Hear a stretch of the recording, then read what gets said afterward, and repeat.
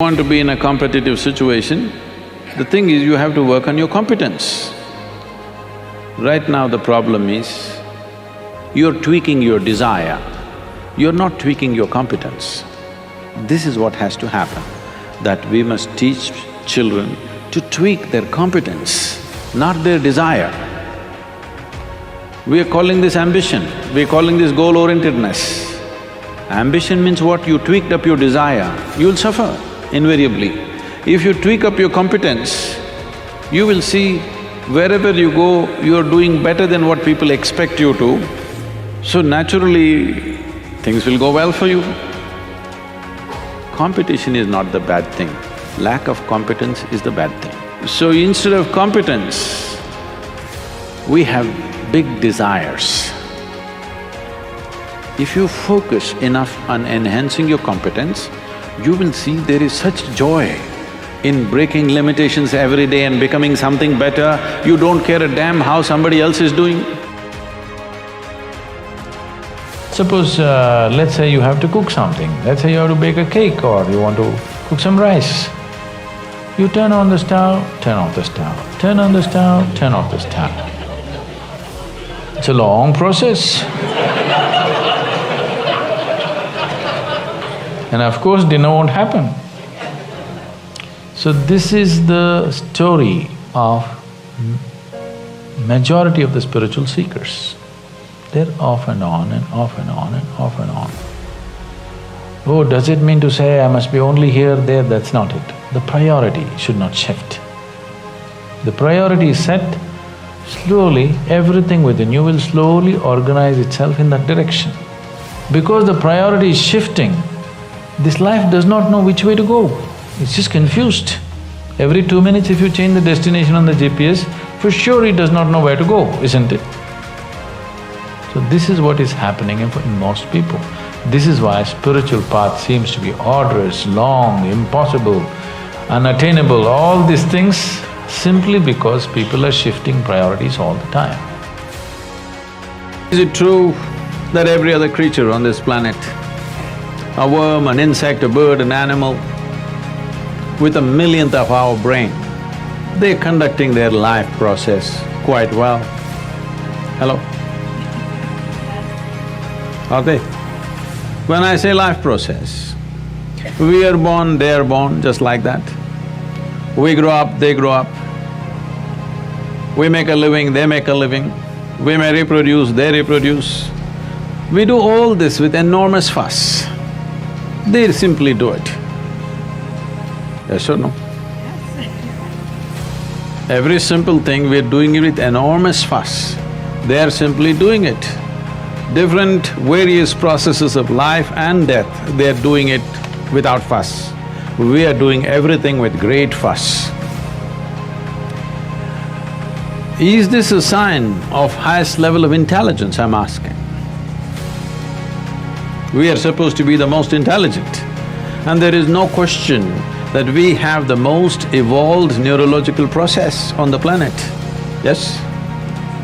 We have the most evolved neurological system that we must be able to sense and feel and experience and perceive, understand and express things in the highest possible way. But no other creature on the planet is struggling like the human creature right now. This is simply because you have been given a super computer. Do you agree with me that this is the most sophisticated gadget on the planet? Not the iPhone, the I. But now the question is, have you read the user's manual? That's all. People have not read the user's manual for the most complex machine on the planet and somehow blundering through, somehow trying to use it. Everything is a problem. Tell me one thing that human beings are not suffering. If they're poor, they suffer their poverty. You make them rich, they suffer the taxes. If they're not educated, they suffer that. Put them to school, lot of suffering. Not married, they suffer that. Get them married. I didn't say anything. I didn't say a thing, okay? No, children, some people suffer that. Children, daily suffering. So you seem to be suffering every aspect of life. So if you offer death, will you go joyfully? No, you will suffer that. So tell me one thing that we are not suffering. Now people weave philosophies, life is suffering. No, life is not suffering, nor is it a joy. It's simply there, it's a phenomena. If you ride it, it feels fantastic. If you're crushed by it, it feels terrible. So are you riding the wave of life or are you being crushed by it? That's all the question is. Say this, just a couple of weeks ago, I was in conversation with someone who is considered some kind of an expert on internet affairs and social media and all this. So, he's been looking at our material in the YouTube and various other platforms, and I said, easily I can give you 50 times more than what is there. You know, just people work on all the thousands of hours of audio and video that's there in the archive, 50 times more. In a year's time we can multiply it by 50, that much material is there. He said, Sadhguru, already what is there here, you're throwing it all over the place, it's worth $1 billion. I said, see, what will I do with $1 billion? My interest is 7 billion people. I have no interest in $1 billion. What do I do with it? My interest is people. As a generation, if you create a huge amount of positives, negative will become small. If you create huge amount of negatives, they will become big and positive will become small. This is all life is. There has never been a point, any time, and there never will be, where everything is perfect, okay? There's no such thing. Because life is a possibility. Because it's a possibility, it cannot be perfect. Doesn't matter what we do, there's still something more to do, always. That is why it's an endless possibility. Striving does not mean I want to be a good man, I want to be a good man. See, being morally good is only good for the society, not good for the human being. Yes? If you're morally correct, it's good for people around you because you're contained, but it's not good for this life. So this life needs a little different kind of nurture. In that context, how many people in this world are going to strive before you and me fall dead? How many people will be set this seed that they will be striving to be a better life than the way they are right now? A little higher expression of life. This is all your focus should be. People start developing these things for everything.